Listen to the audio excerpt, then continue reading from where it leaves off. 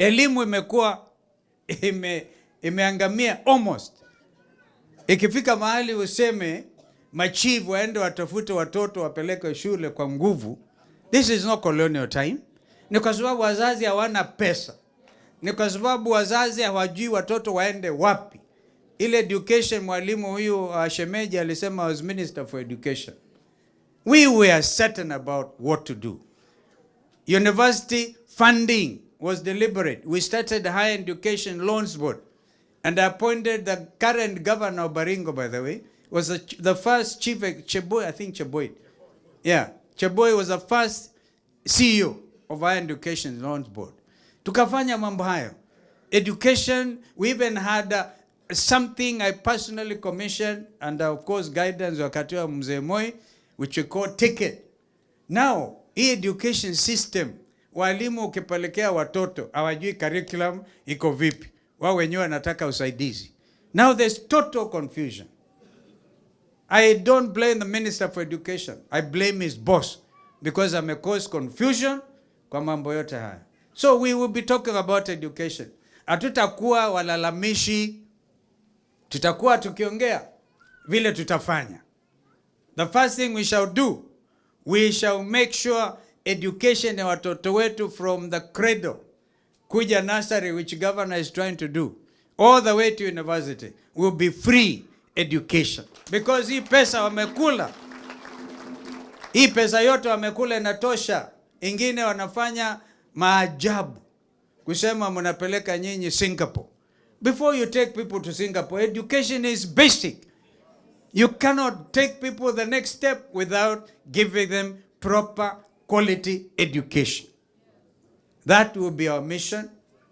We are not talking about united opposition. We are taking over the government from William Ruto next year.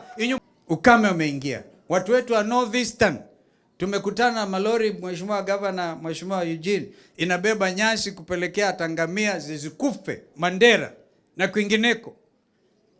Nampongeza Mheshimiwa Rigathi because ameongea ukweli kwamba badala ya devolution it take root in the Northeast. Viongozi ambao wanachaguliwa kule wanakula pesa, wanaenda kuwekeza Nairobi, na watu wanabaki hata bila mashule.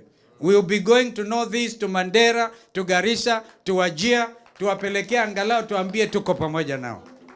Because they are part of this country. Nobody should be left behind. Healthcare, of course, is a mess. SHA, something. Hii kitu haifanyi. We had a working model which needed just simple marekebisho. Kwa hivyo watu wetu, kwanza tuko nyumbani. Mimi nitaenda safari. Na hii safari, naomba tu mniombe. Wakili Ndengwa Jiru has written to IEBC on several things. The right to information is a constitutional right. Tutaenda sisi zote as united opposition, tukaulizane, tuangaliane the new IEBC, tuwaulize, do you want to go down the history of this nation as a commission guided by infamy, by that thieving mentality? The country has come a long way. They do not accept it.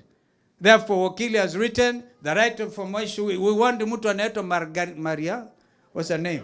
The CEO, Marjan, atoke mapema. He cannot be the CEO for IEBC for the next election.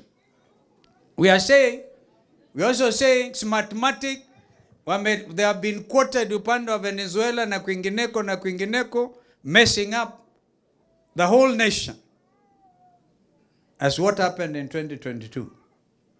Kwa hivyo nasema wacheni kuchokoza mtoto wa Raila anaitwa Winnie Odinga. Si namna hiyo? Wawache kumchokoza. She has a right to speak her mind. She has a right. Every Kenyan has the right.